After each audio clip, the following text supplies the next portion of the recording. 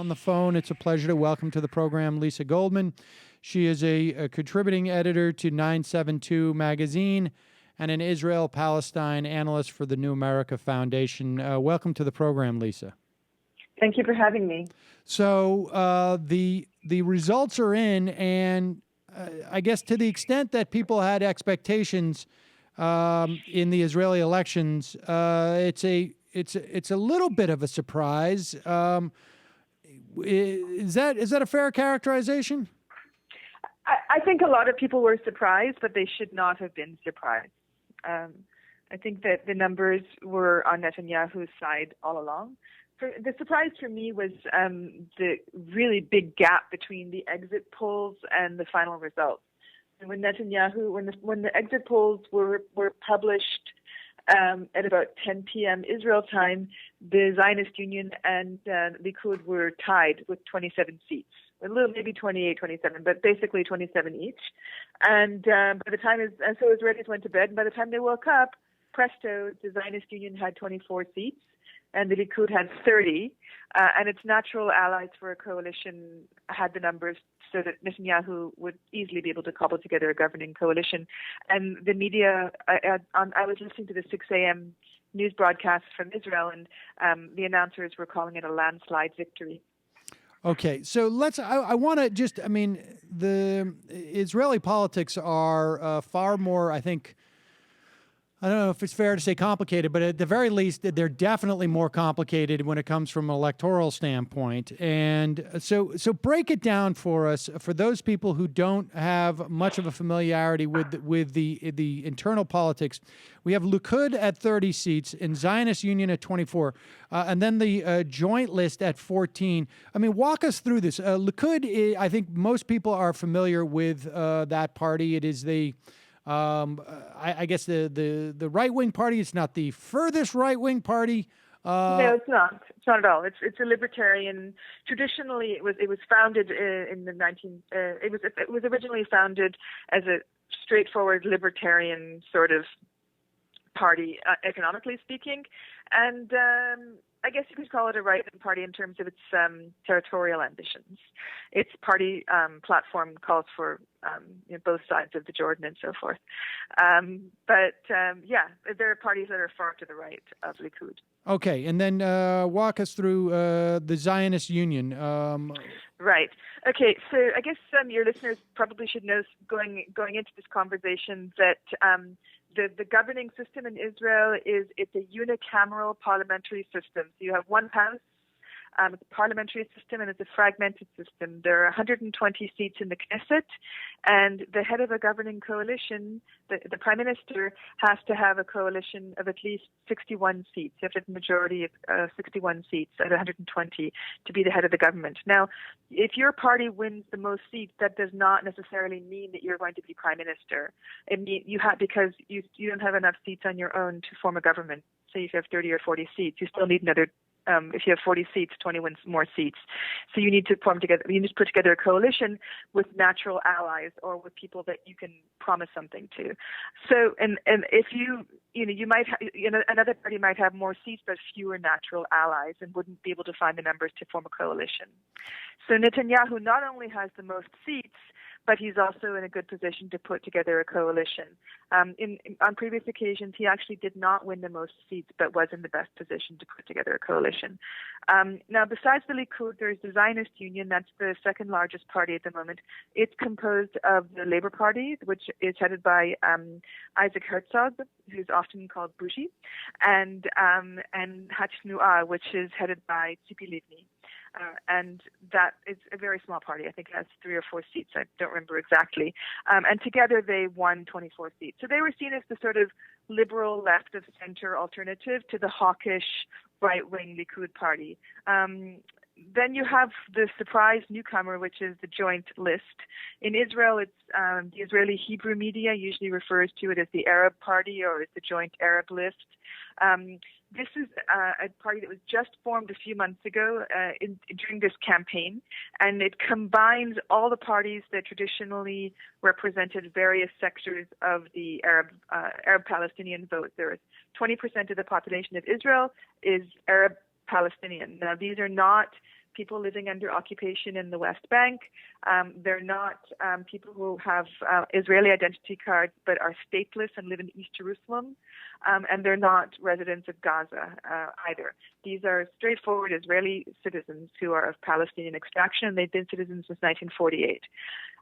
They have formed a party that is composed of Hadash, which is or Jabha, which is the Arabic name, and that's the Jewish Arab Socialist Party. That's the largest one. It's headed by Ayman Odeh, who's also the head of the party. It's also there's also Balad, which is a secular Palestinian nationalist party, and then there are two Islamist parties as well. So they before were like four separate parties sitting in the Knesset, each with 3 or 4 seats. The new legislation would have made it impossible to sit in the Knesset unless your party got a minimum of 5 seats, which would have been that none of the Arab parties would have gotten seats in Knesset, so they all got together and made one party. And this was legislation that was pushed, if I'm not mistaken, by Avigdor Lieberman, with the idea of keeping Arab parties out. That's correct, and it worked. It just in a very strange, very kind of Hollywood-style form of justice, it sort of worked against him. His party was polling very, very low all through the campaign, and his numbers were so low that a lot of people thought he might become a victim of his own legislation because he was just barely polling at 5 seats. He did squeak through. He's got 6 seats. But the joint list, which is otherwise called the Arab Party, as I said, is now the 3rd largest party in the Knesset. And the 4th largest party is Yesh Atid. What can you tell us about that? Yesh Atid, it means there is a future, and it's headed by a journalist named Yair Lapid. Yair Lapid was a sort of a popular television show host, kind of like, I guess, an Israeli version of Jon Stewart. Not nearly as clever, but he was a popular guy. He had a primetime interview show with the same format as most of these American evening shows, with musical guests and other guests, and he was a well-known figure. His father, Tommy Lapid, was a Hungarian Holocaust survivor who was a very prominent journalist for many, many years, and then he founded a party that also had the same sort of very secular, anti-religious, pro-business, pro-European, very middle-class center of the country, Tel Aviv sort of attitude. And it came out of nowhere in 2003, won 13 seats, and then it was a flash in the pan. And Yesh Atid basically came out of nowhere with a very similar platform, won a whole lot of votes last time. And Lapid ran partly on the campaign of this economic situation in Israel, whereby people cannot afford, the cost of living has far, far, far outpaced salaries. So you have dual-income professional couples unable to afford to buy an apartment. So he sort of campaigned on promises to change that situation. If he were finance minister, he did become finance minister. He did not change the situation, and he's now he's lost a lot of popularity. But he's still got a pretty fair number of votes. He's doing pretty well, and he probably will join the new governing coalition. Okay, so let's talk about, and then there's a couple other parties, Kulanu. Bayit Yehud, which is sort of the more, I guess, the settler party, and then Avigdor Lieberman's party, Yisrael Beitenu, and then I guess an Orthodox party, and one or two others. But give us a sense of what we can anticipate, and we should say also that is it the case that you don't necessarily get to, how is it determined that you get to attempt to form a coalition government? Well, as I said, you have to prove that you're in a position to form a governing coalition. And what happens is that the president who... Okay. Sorry? Go ahead. I'm sorry. So the president, who's the titular head of state, it's basically ceremonial role, sort of like the Queen of England, but it's an unelected position. The president has the job of choosing which party leader gets first crack at forming a coalition. So you get about a month to form a coalition. So presumably, the president, Reuven Rivlin, will go to Netanyahu and say, right, you've got a month or you've got 6 weeks. Let's see what you can do. Form a coalition. And then it's up to Netanyahu to go out and talk to all his potential coalition partners and say, here's what I'm offering you. You can be, the head of the party can be finance minister, and you can have 2 other senior members of the party sitting in the cabinet without a portfolio if you'll sit in my government. It's horse trading. It goes on for like a month. And if he fails, after like a month or so, then the president will turn to the next largest party and say, okay, it's your turn to try. And because Netanyahu won so, I guess, resoundingly, there's really no controversy over this, right? I mean, if it was 24-24, 25-24 or something like that, then maybe the president has some wiggle room. But in this instance, this is basically it, right?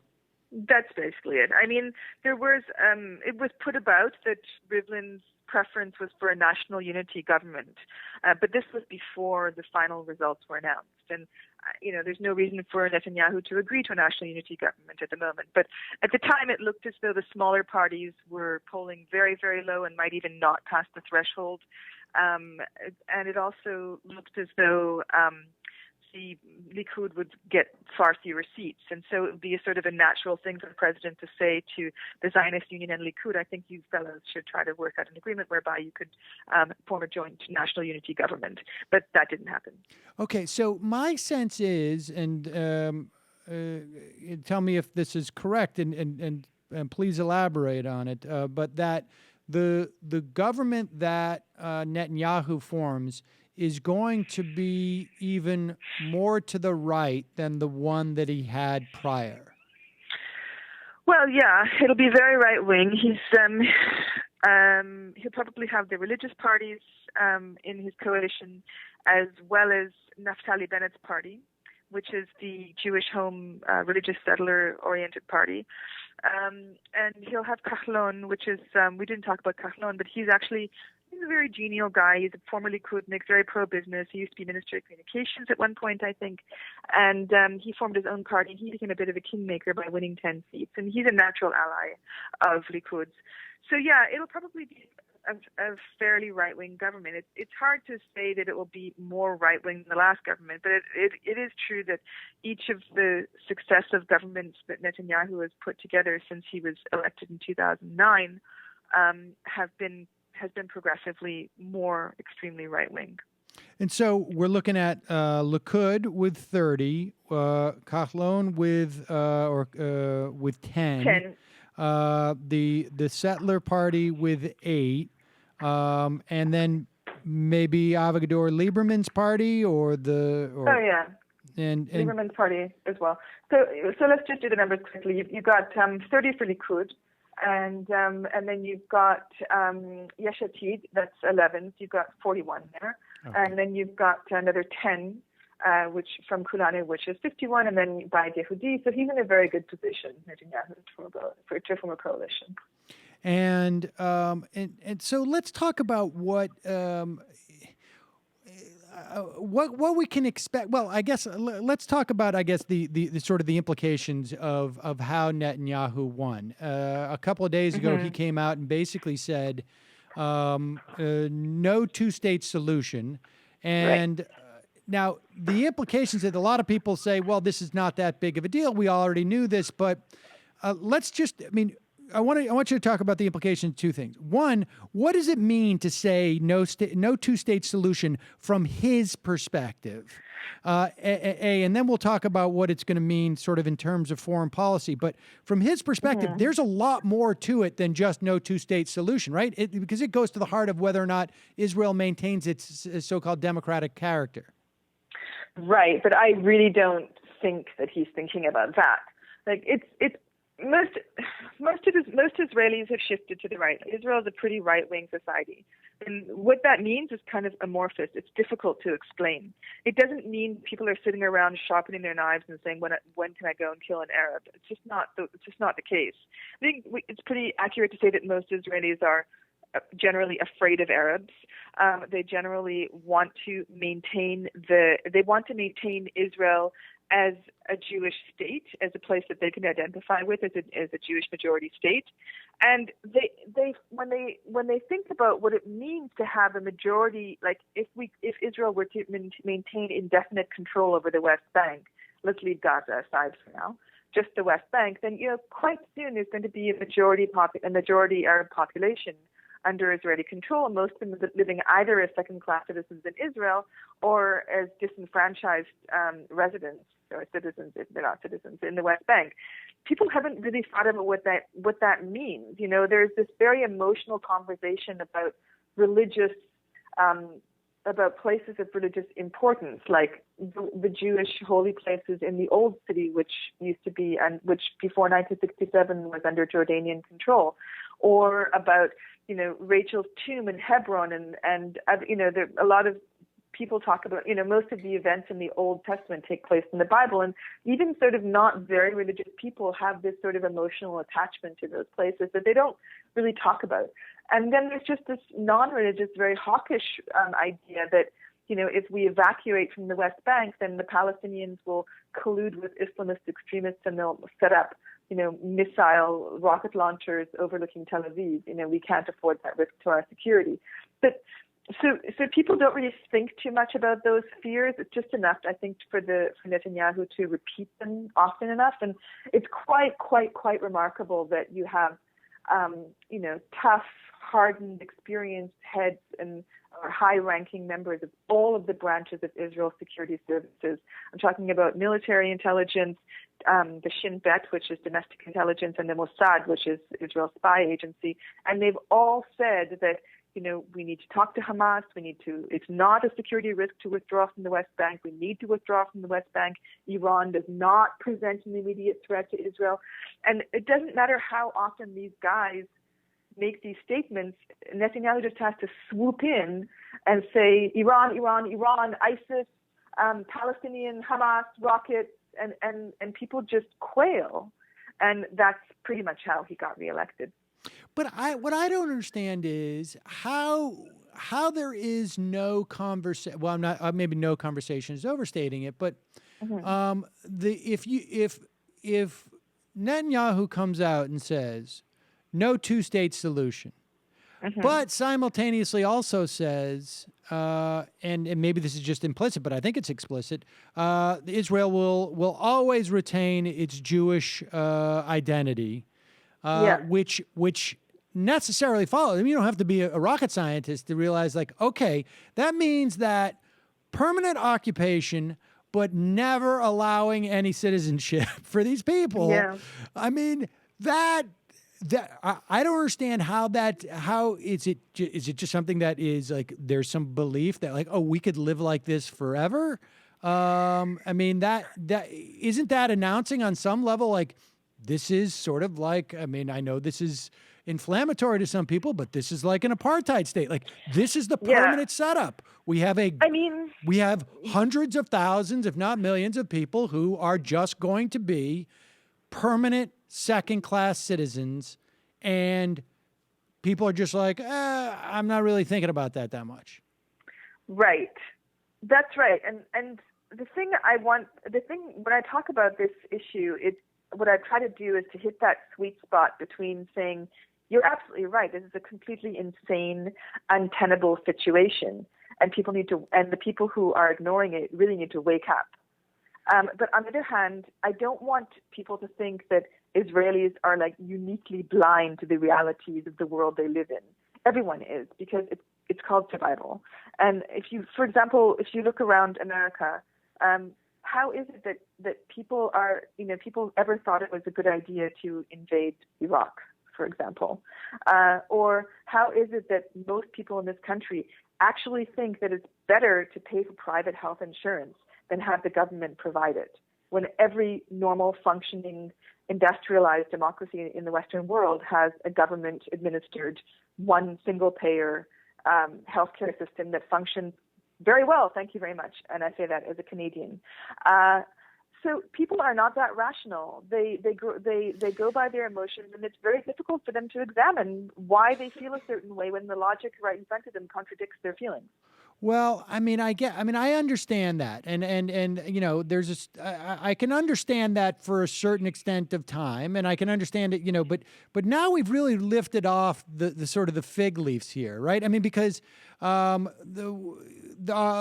support for our Iraq endeavor, I agree with you. It was insane in this country after 9/11 for 3 or 4 years, and the American public was willing to buy anything. With that said, we didn't have ex-CIA or ex-military leaders or military leaders coming out and saying, like, this is a huge mistake. I mean, we had really just, you know, somebody who was on MASH was literally allowed to come on TV and say that.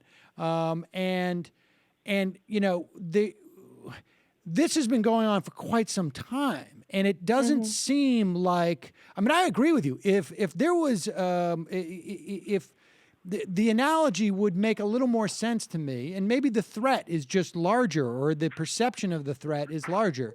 But I mean, I guess one wonders how much. Let me ask you this: how much longer do you think it's sustainable? I mean, that there'll be a majority of the Israeli population who will think this is a choice that makes sense? I don't know. I don't think people are going to have that conversation until it's painful. Right. And the occupation just isn't hurting individual Israelis right now. What's really hurting individual Israelis right now is the fact that Israel has the widest income gap in the OECD. And that that professional dual income couples can't even get through the month. These are the things that worry Israelis. The fact that the school system is collapsing, the healthcare system is undermined, and also don't forget that America is a huge country. You can travel for days and days and days in your car, and you will not hit a border. Right. And Israel has gone to war 3 times. You have general conscription, which means that every single family in Israel has a brother, son, and father in the army, and going into reserves until their mid-40s. And people feel afraid.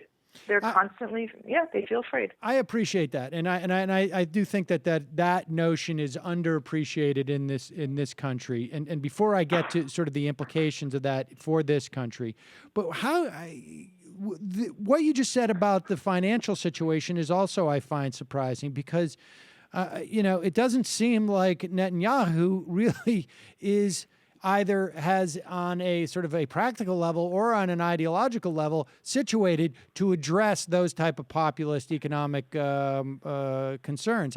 Is it just that the security issues trump the fear of Arabs? I mean, I know you translated his Facebook post from the other day, basically saying, like, the Arabs are coming out to vote now, and we certainly have that in this country. I mean, Tad Cochran won despite the fact that his opponents said, like, this is all about the black people coming out to vote. So, that dynamic, sadly, I feel like is a little bit more accessible to Americans. Yeah.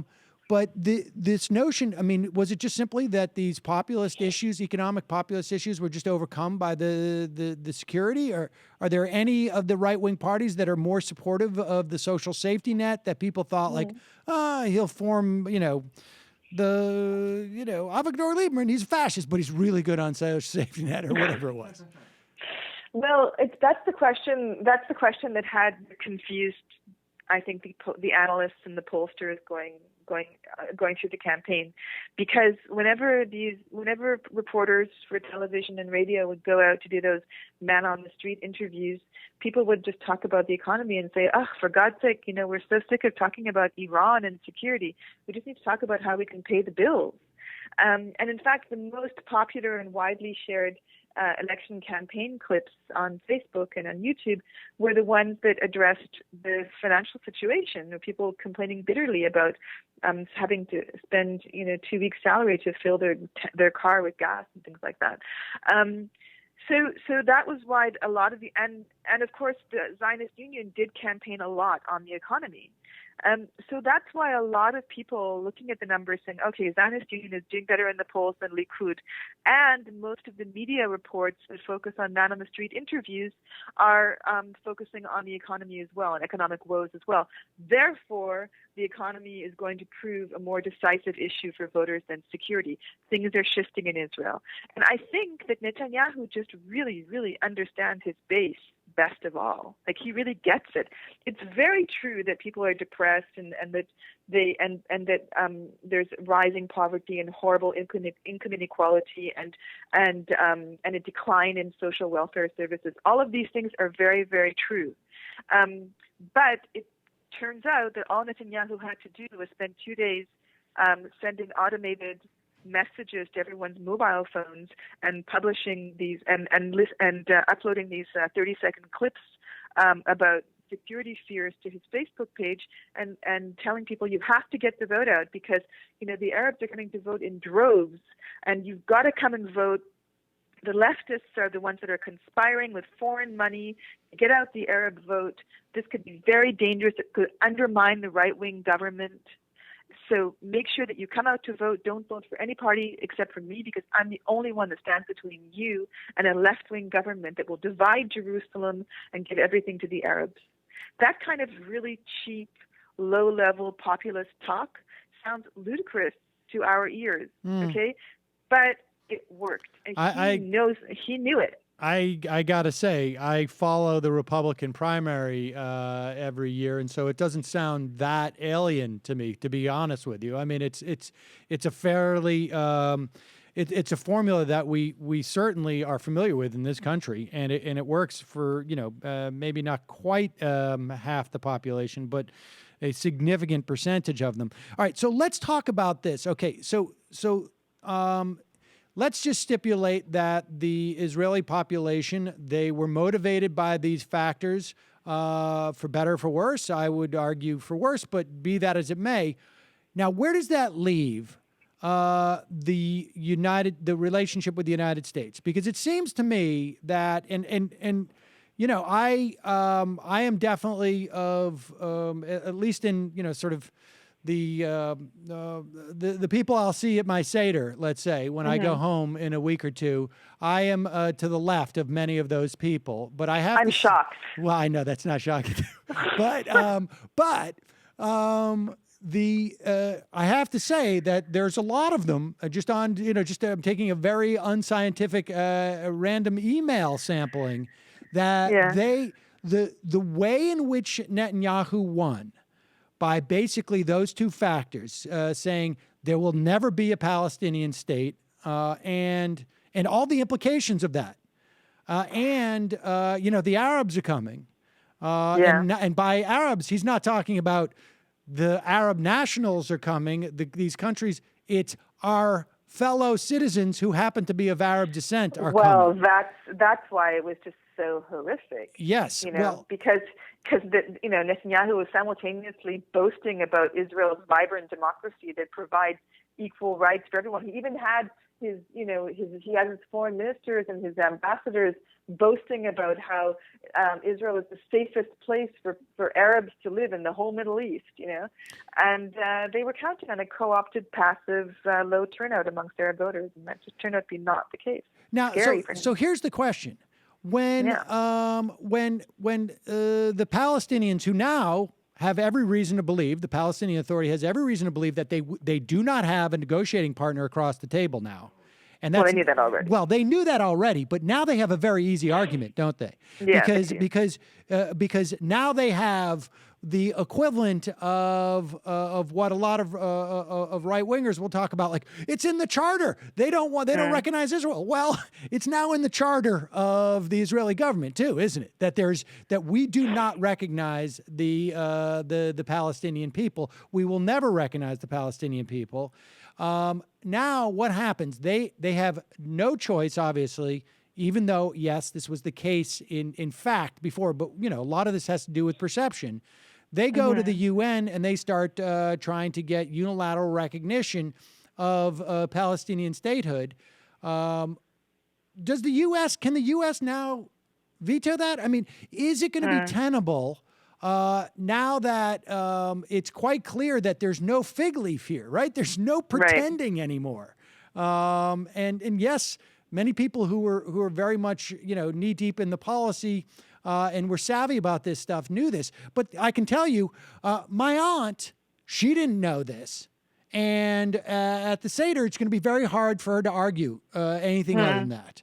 And now my aunt doesn't control the policy apparatus of the United States, I can assure you. But with that said, I mean, I have a feeling this is going on around the country. Yeah. Yeah, I'm sure it is. I've been receiving some very interesting emails from various friends lately. Jews who just were reflexively supportive of Israel because that's what Jews do, and they're now having to reassess that, which is super interesting and sad because it's painful for them to have to go through that process. But anyways, to your point, look, I don't know what's going to happen. Obviously, no one can predict these things. But I think we're in a super interesting situation right now. Now that Benjamin Netanyahu, who is the re-elected Prime Minister of Israel, has just said definitively that he will never allow a Palestinian state to be established next to Israel. So what does that mean the next time the UN Security Council wants to pass a resolution against Israel's occupation of the West Bank, which was supposed to be temporary, and Netanyahu is now saying is permanent? Well, does that mean that the U.S. is going to veto that resolution again? Because that's what Israel's been counting on for decades, is unquestioning U.S. support at the UN and also European support. Yeah. I mean, let's not be too Amerocentric. Yes, that's a good enough word for me.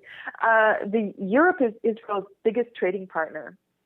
And Europe has, despite what Americans might say about Europe's relationship with the Jews, Europe has actually been a super loyal and supportive ally to Israel.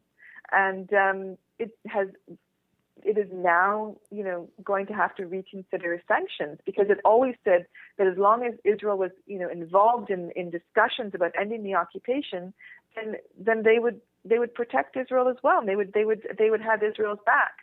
Well, that's no longer the case. For most Israelis, Europe is a natural trading partner because it's, you take a flight from Ben Gurion Airport, which is 20 minutes drive from Tel Aviv, and in 4 hours you're in Paris. Right. In 5 hours you're in London, and in an hour and a half you're in Istanbul. So it's same time zone. It's going to make Israel, if all of these heavy-hitting diplomatic allies and trading partners, I'm talking about Europe and I'm talking about the U.S., actually decide to stop reflexively protecting Israel in the diplomatic arena, and also if Europe imposes trade sanctions, this would isolate Israel really in a very scary way. And I don't know what will happen. I think that, based on my experience, I'm an Israeli, I lived in Israel for many, many years. My experience is that people will just say, well, the whole world is against us. No one knows what it's like to live here. And no one knows, they're misjudging us. We're a country under fire. We have to protect ourselves. They might turn to, other allies in more authoritarian states, Russia, China. I don't know. Yeah, it's going to be fascinating because, I think, not to make it about America again, but of course it's hard for me not to have that perspective, at least to a certain extent, that I think, the think pieces last week were the ones, and by last week, I mean prior to this election, were the ones that were talking about Israel and the United States having sort of agendas that may be diverging. But now it seems to me that that's a reported pieces. Like it is no longer sort of analysis to say that it is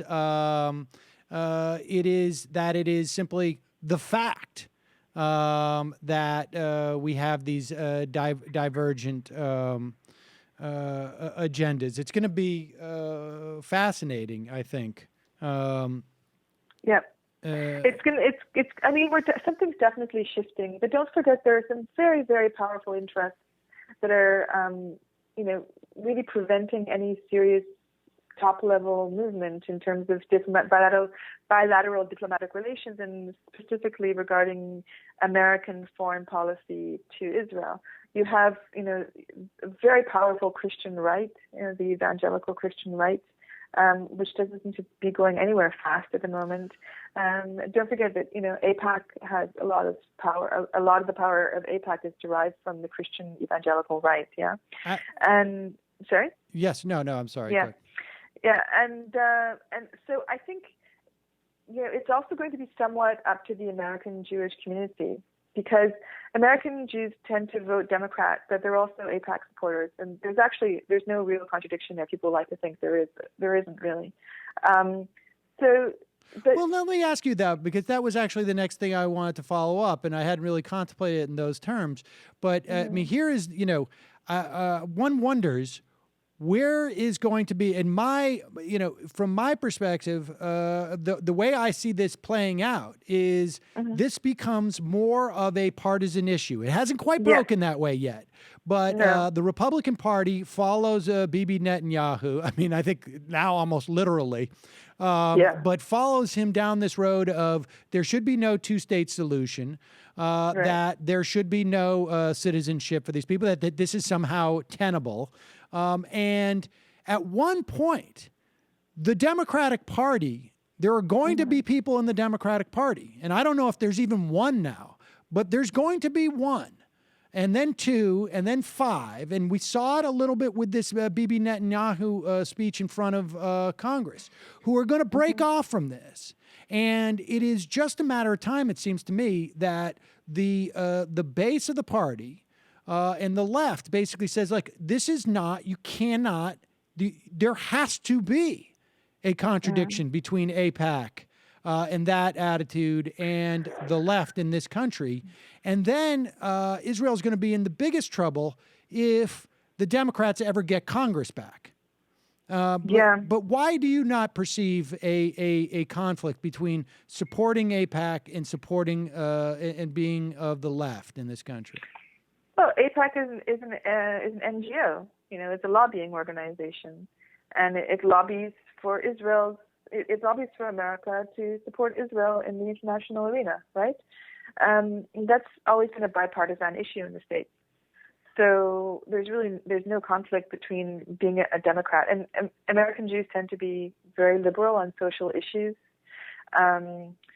So I think 75% of American Jews vote Democrat, straight Democrat. Right. So, but most of them, I mean, don't get me wrong, not all American Jews are involved in the community, but I think that the 40s and above, they tend to be more involved in these sort of organizations. But yeah, I think that more and more they're sort of, the under 45s, they're sort of questioning this unflinching, unswerving support for Israel as a sort of an identity totem and an emotional place. And they're looking at Israel's actions, and they're recognizing that they conflict with the values, with their own values as liberal Democrats. And so they're sort of questioning this loyalty to Israel. Indeed. And I think that this could have some long-term consequences, but I think, again, it's really dicey to predict the future. But I'm just saying that looking at trends right now, with, we're now in like the fifth generation of American Jews, the fourth generation of American Jews since the mass migration in the 1890s. People don't have a living relative who comes from the old country. And they also, the new generation, our generation, did not grow up in that kind of environment where people would, employers would place advertisements in the New York Times for secretaries saying only Christians need apply. This kind of casual country club anti-Semitism doesn't exist in America anymore. American Jews are very successful, confident, and assimilated. So they might get to the point where they're just kind of saying to Israel, bye-bye, you're not representing me anymore. I mean, that could happen.